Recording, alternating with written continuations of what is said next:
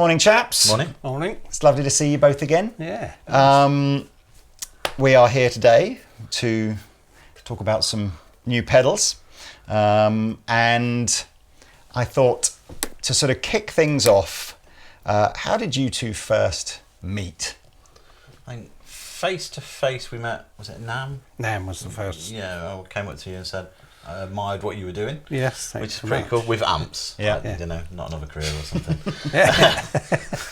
I didn't talk about that. And then I think that enabled me to pick your brains later on because I had a problem with an amp that you designed. Oh yes, I remember that, and a certain type of relay which was proving to be a nuisance. I seem to remember. Yeah. By the way, it wasn't that you designed it badly. It's an awesome amp, and I've had two now in my life. I had one, had to sell it when I got divorced, and then rebought it. And the one I rebought, there's a relay issue, like you say, between the channels. But I was like, it was intermittent, and intermittent problems are always difficult, aren't they? Yep. But you, with. I don't think I had to look at it, did I? You sorted it out yourself. Yeah, because the guy who I bought it from had basically only used it on the dirt channel, which is perfect, really. That's all you need. But it's a Comfort MK50 MK2. It's a great amplifier. Yeah, and I just sort of literally did about 50 cycles of the relay, and it got rid of the oxidation or whatever it was between the contacts. Yes. So I was very grateful. That was a nice, easy fix. Yeah. That's what you want. A bit of exercise too. Yeah. So I know you guys collaborated on this, but I suppose question to Martin really, given that you've successfully made amplifiers most of your working life, why did you need Adrian's help to get the sort of pedal line design over the line? Well, it's very interesting. Designing an amplifier, if you're used to it, you're used to what you're dealing with in the circuitry to make it sound how you want to. With the solid state circuitry, the op amps, etc., you've got different impedances, and there can be quite a marked difference when you think you've got something really good, and you take it to show everyone, and it sounds rubbish. and it's a very long process when that happens, because you can't really understand. Well, you can understand why, and you work on it, but it's a lengthy process. And Adrian's help was, I know Adrian likes a bit of a challenge, I suspect. It's fun, isn't it? Yes, well, it is fun, yeah. And so I think it was a case of this. I thought also that it may be more interesting than an amp company bringing out another pedal. Yeah. It is something we wanted to do, and it is something that we thought, well, this may be a way if somebody wants, the sound of a Kraken, for instance, then that will get them somewhere near it with their current setup without having to splash out, etc. But it's really Adrian's being more in touch, if you like, with the kind of circuitry and how best to get the best out of it. So what? I mean, obviously, I'm familiar with the Thorpe range of pedals, and you have a range of overdrive pedals within that, so overdrive, distortions, fuzzies, all that kind of umbrella of pedal. What's the challenge then when perhaps Martin comes and says, I want to make a pedal that sounds like an amp? Is that a different process, and how was that different to perhaps designing some of the Thorpe pedals you've designed in the past? So on a number of levels it's different. I mean, most principally that if I want to design something, we go, I want it to sound like this, right, roughly. I know where I want to get sonically, and it's in either my head or Dan's head or someone else in the team. We know where we want to be, and we go from scratch. And we go, right, well, that's it, and we work towards that goal. It's very different when you're going, oh, well, that needs to sound like that needs to sound like that needs to sound like that. And also, it's not my brand, so I have to be very respectful of the brand's heritage, in history. So it's like, I've got to do a good job for Victory, because let's be honest, it's your product. Yeah. And so there are those challenges are always sort of like they're in the back of your mind, and they nag a little bit. But moreover, making a pedal sound like an amp's really hard. It's really hard. And that played out amongst all 5 of them. Some were easier than others, some were harder than others, and it's I like the challenge, but it's not easy. It was, I mean, again, from how long, Martin, from perhaps your first conception of what these pedals might be to getting these over the line, how long were they in? How long was that process? It was lengthy, but I will use the excuse, because I can, of the lockdown and the pandemic. To be fair, that was true. But it was a lot of that. Sooner or later, that excuse is going to become outlawed, isn't it? It'll just be. My wife had a baby. You didn't then. I did. Well, side part, wasn't I?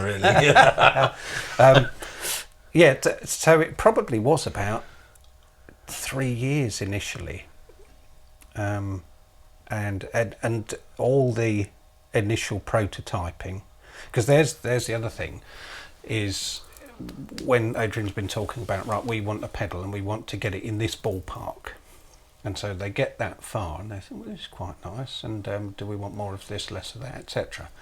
That's the project, and it's one product.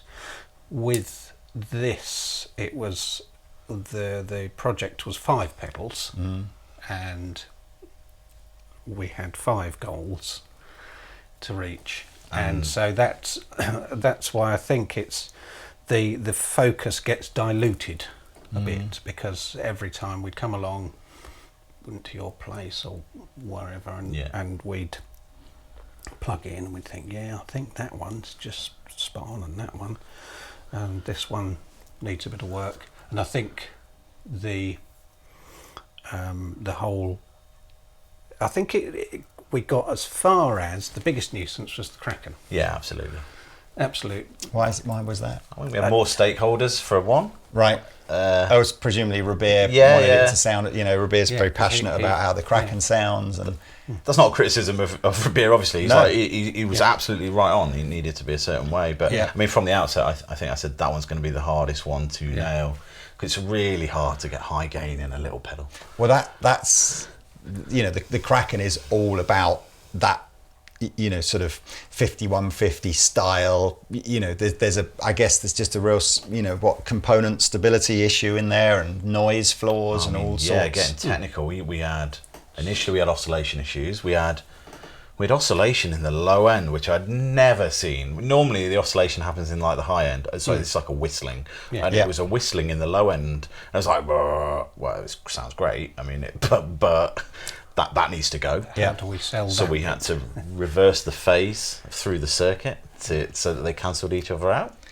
Got rid of these frequencies, and then you're like, oh no, some of the harmonics have dropped in, and you're like, oh. And are these all challenges, Martin, that wouldn't have occurred within an amp tone stack? Are these all very specific to a pedal? No, those will occur in circuitry as soon as you start to introduce a lot of gain, so then the input stage becomes, the circuit becomes very sensitive.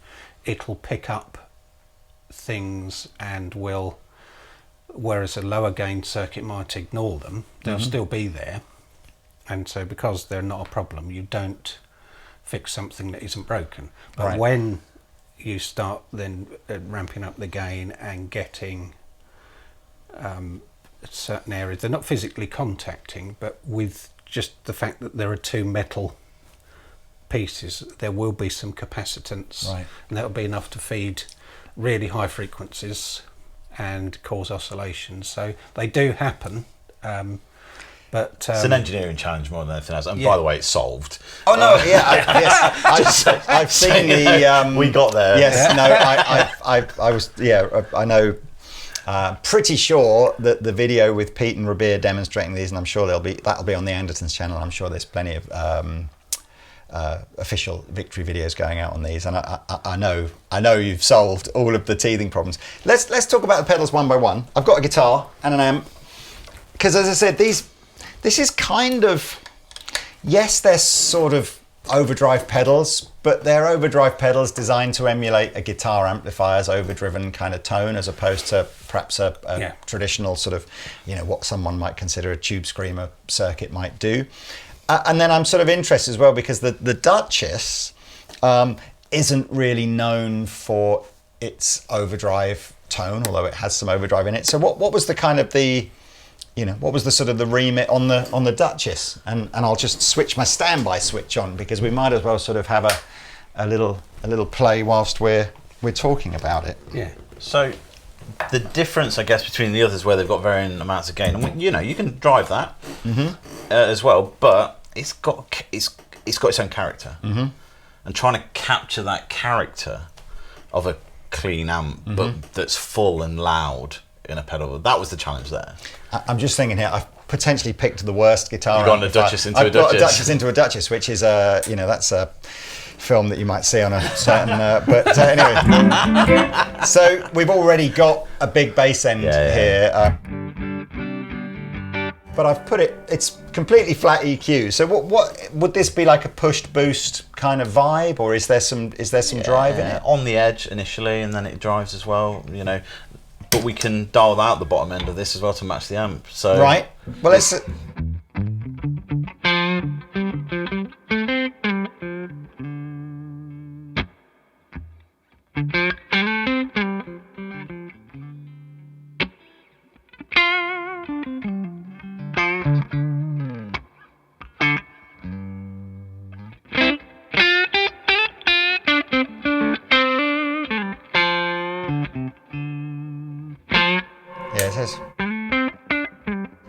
So we're obviously the character of the amp is similar, but you go from that slightly flubby, clean, very soft, easy to listen to, clean sound to just a little bit tighter, a little bit of edge, and I'm guessing if we start to dial the gain in, we'll get a bit of hair, won't we? Yeah. So.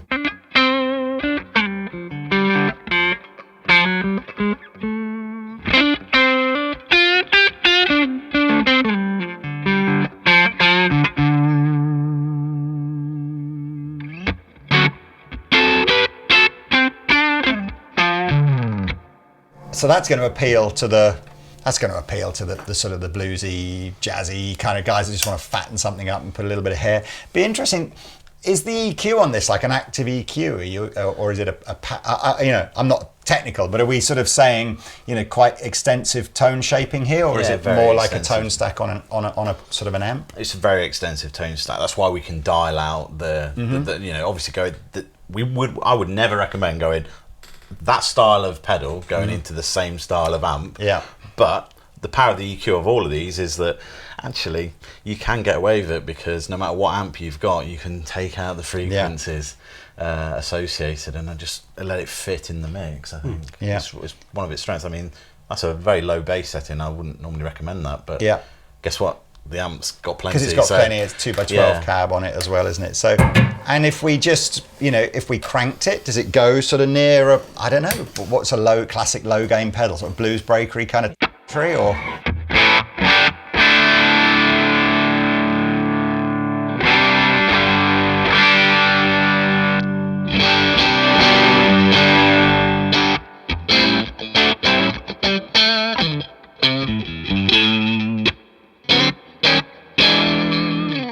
That's good.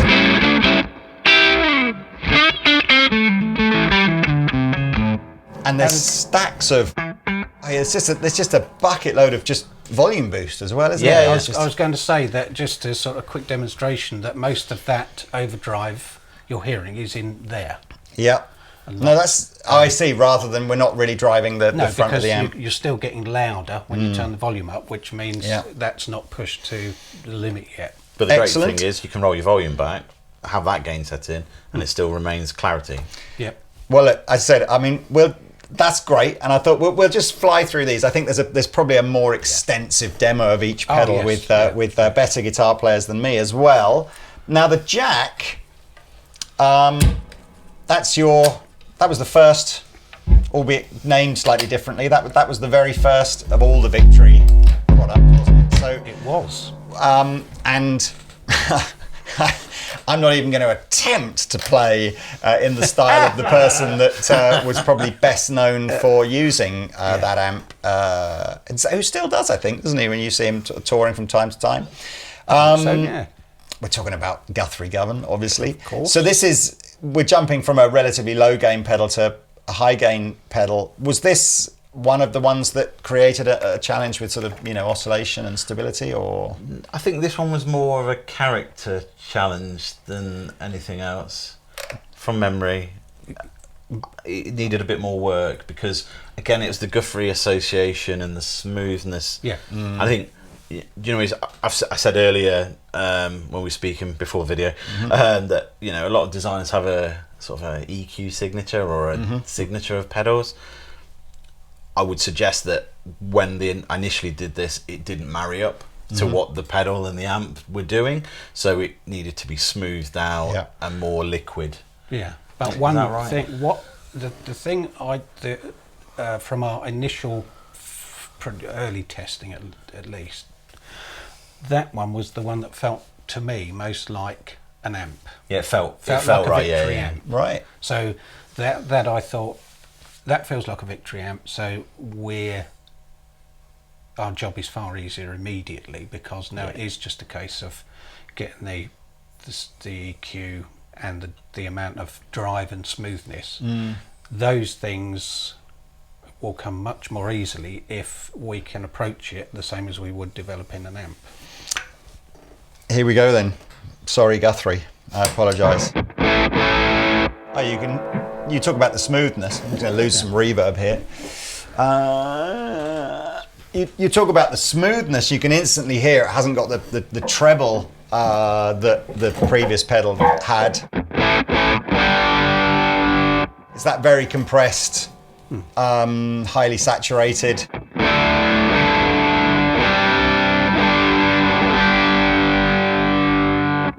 3-band EQ on is so useful. Absolutely. It's crazy,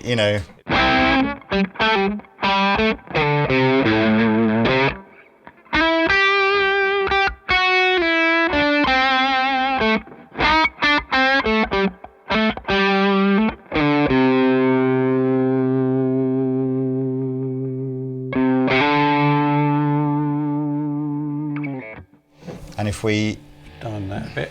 I always remember seeing when Guthrie, I think we did 1 or 2 clinics with Guthrie at Andertons and it's just all the gain and can I have more gain please. It's like but not for like, it's just so that the lightest of touch is just super liquid crazy, That's a good sound, isn't it?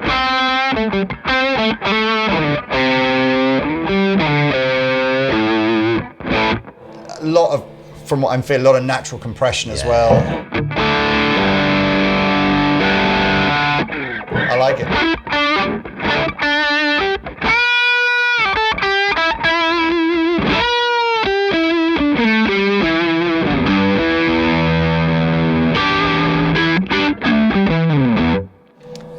Literally not going to even attempt. As I said, what it really needs is a completely different guitar player to me. So, but that's the Jack. I don't really have a preference, so we'll just go in which order. Now, I suppose in terms of one of the holy grails of guitar pedal, right? Can we make a pedal that sounds like a driven Marshall amplifier?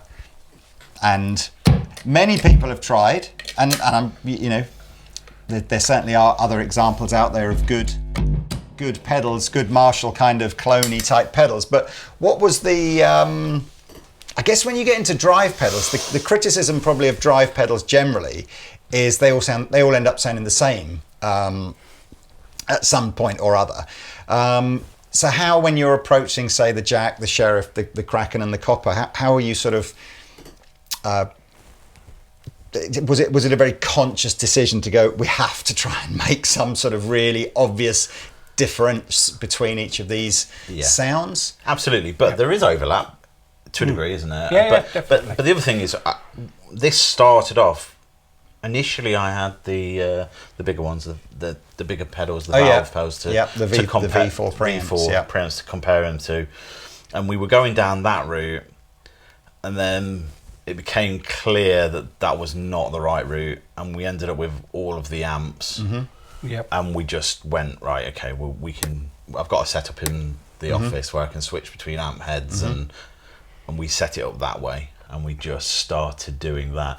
But we also, obviously, we needed the schematics for the amps and all that sort of good caper. They're all very as an amp, they're all very different, and like the EQs are all very different, and the response and feel is all very different. The response between the output transformers and the speakers is different, to a degree. So naturally, boiling all that down, you end up into the pedal game, and you go, yeah, they have to be different, and they will be different. And so it was hard, and also like a breadcrumb trail. Yeah. Well, the overlap is because I designed all the amps, so I will have some sort of signature sound, whether I like it and whether anyone else likes it or not. I will do that. There are certain things that I'll think, I don't know about that. I'll get rid of it, and then unfortunately, or fortunately, you'll get people saying, well, it's quite nice, but it just hasn't got that, or I love it because hasn't got so much of that as the. So I'll end up with a kind of a signature sound, and that will account for some of this overlap. Although the amps are different, there is, if you wanted to, you'd notice the overlap. Do you think it's even possible, and do you think you got close to achieving it with this, to actually create a pedal that had the range of tones that you would get from a sort of an early Marshall through to a modern, heavily driven, maybe even a hot rodded kind of Marshall? Or is this pedal, were you sort of forced to sort of pick one? More so, I think we were forced to pick the kind where do you want to be? The victory area of. So the more hot-rodded kind of... where the sheriff sits. It's not something, an 80s California modded thing, and it isn't. So it's not a plexi, like, as in the old plexis, 100-watt plexis. No, because they're so bright. Let's have a little listen then. So I've turned the gain down, so, sort of hope...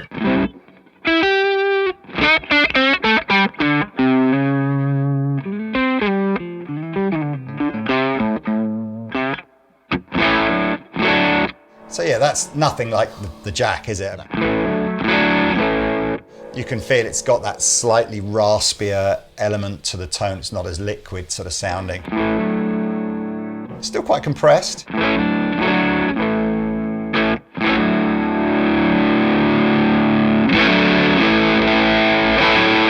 Yes! I mean, I kind of feel a bit like that's the...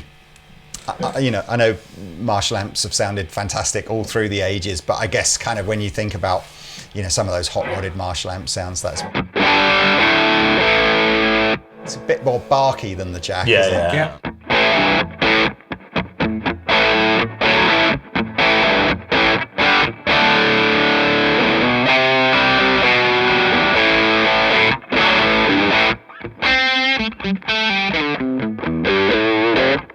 EQ does everything, doesn't it? It's just like...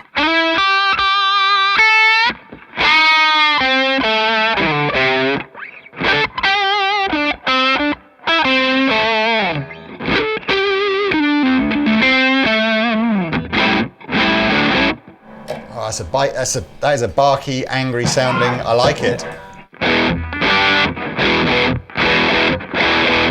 Really nice, tight bottom end as well.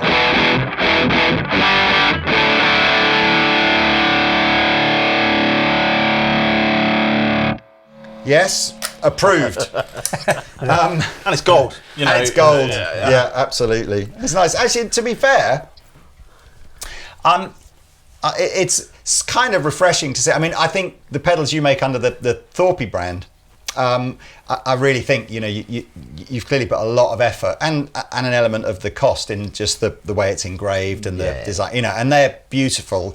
And I suppose, the other end of the scale is that you just go to a catalogue and you buy a cast out of there and you screen print it, and your pedal ends up looking the same as everyone else's pedal, but componently a lot less money.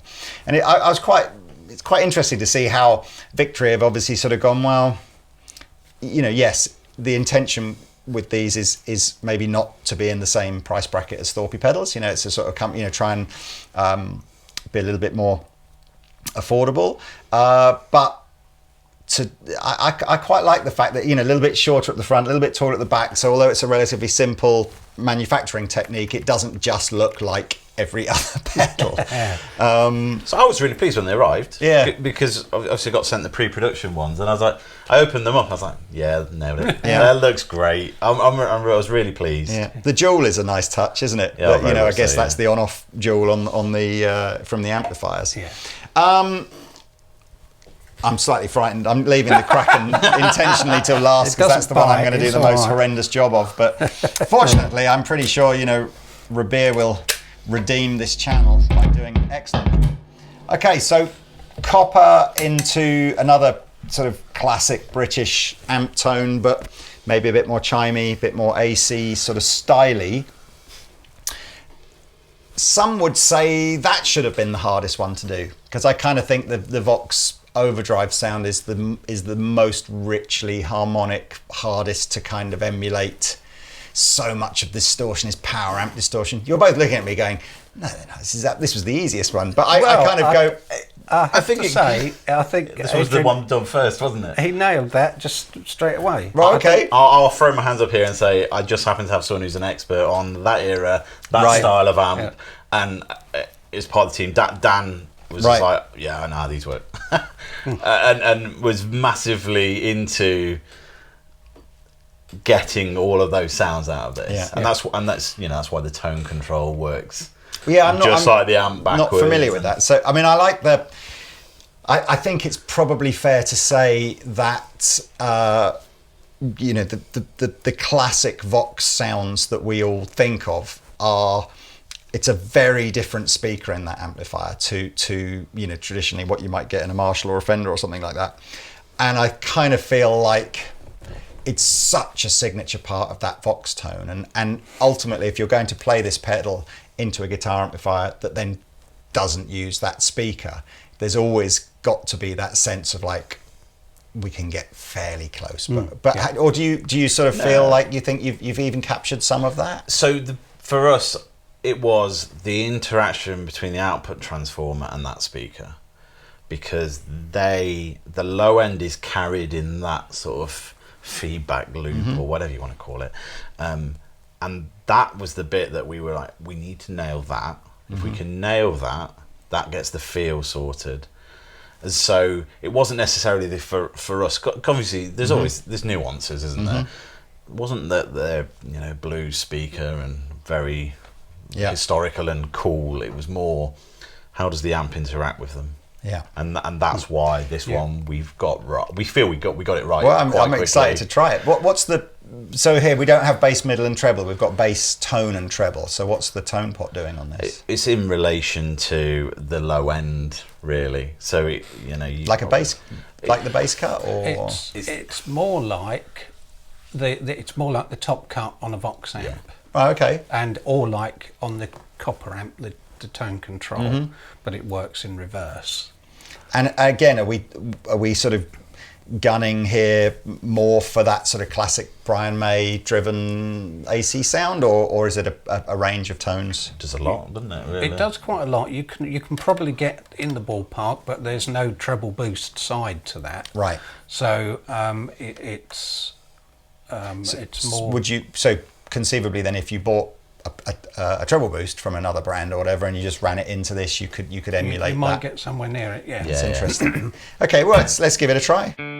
Go low initially. Yeah.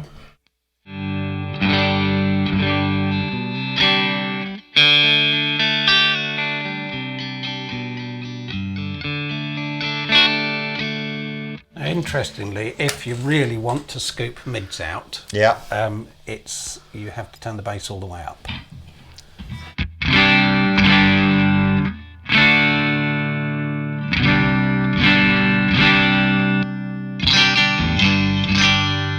If anyone's getting slightly confused here, I've got this was my OG, my guitar. I think I bought this when I was about 18. Oh right. And I put some new strings on it the other day and thought it's a good demo guitar because it's got like a low output humbucker here, JB here, single coil in the middle if you want to get that. So it's actually quite a good. But but there's a big difference between JB at the bridge and single coil in the middle.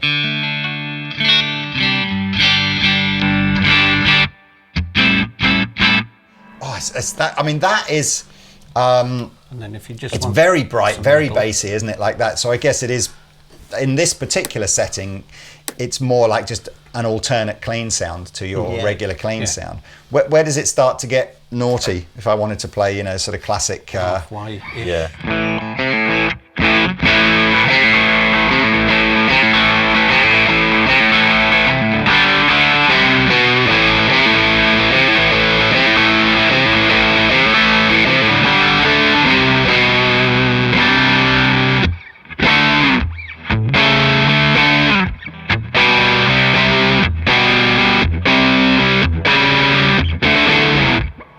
Not sure if that was in the right key. I don't think it was, but that's okay. I kind of feel like you say it wants a top boost as well. I think to go into that proper Brian May kind of territory. I imagine it's bloody loud. If you come down with the I must say, I'm laughing about the loudness thing. There is nothing that frustrates me more on an overdrive pedal of feeling like everything's got to be almost near the top to just get some sense of unity gain,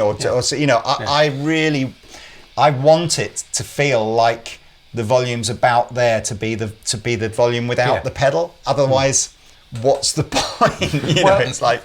But there is the thing. We talk about overdrive pedals. Now you can either be talking about actually overdriving the internal circuitry, or you can set a much milder amount of gain. So you could use this to overdrive your amp, so boost certain frequencies, as with all of these. Yeah, I guess you've got flavours in between.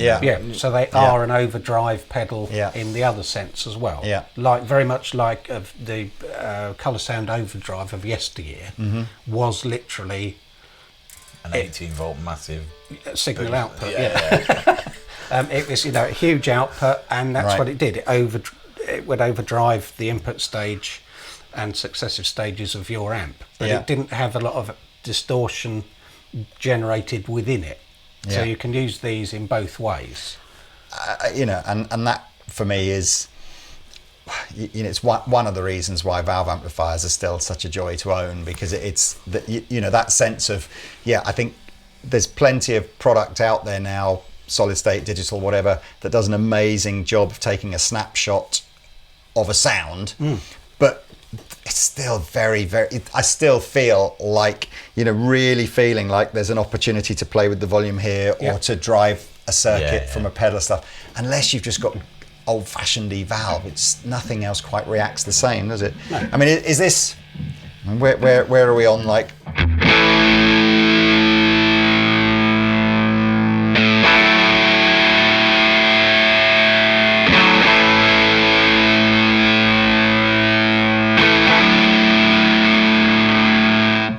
It's like, I just love all the layers of harmonics that are in there. And it's. I know we've got a little bit loud there. I don't know how loud we got there, but it's just, it wants to go. There's a little bit of feedback there. It's that real sense of like, yes, I've got my wall of AC30s behind me here, and they're all gunned, and off we go. But you've still got, if you want feedback, you've got.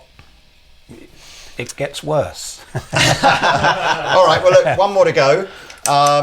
Apologies in advance. I shall play some Tired Blues licks through this pedal. This is probably not for Tired Blues licks. Why not? So this will be the highest gain one, right, of the lot. And you mentioned before about some of the challenges. Again, the Kraken is an amplifier that I've heard Rabir take from sparkle clean through to brutal overdrive. Was this about, how much of that spectrum did you capture, or is it more at the brutal overdrive? This is on the more brutal overdrive. Is it channel 2? It is. Well, the thing with the amp is there's channel 2 has a very, well, it's even not tight enough for some people, but the low end of channel 2 is quite controlled and rolled off for detuned instruments, etc. But channel 1 is often preferred by Kraken owners because it's fuller. Right. It's lower gain, but it's got a fuller sound. So the challenge was to sit in both camps, really. Yeah. Indeed. Yeah. So I think we've got. Let's. I don't know. Take me in that sort of fuller Do you want to say it? side first, and then maybe I'll drop D. Everything at 12 is.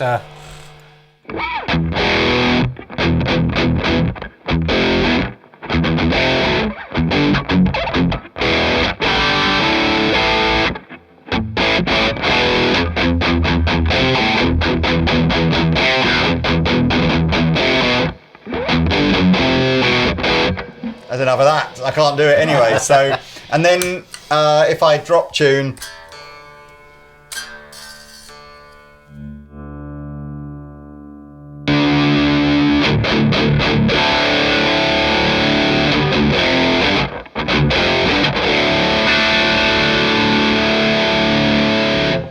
It's such a good sounding. The amps. And it'll do the scooped thing as well. Oh, Yeah. scoop. Is that allowed? Well, it's illegal these days. The broadcast.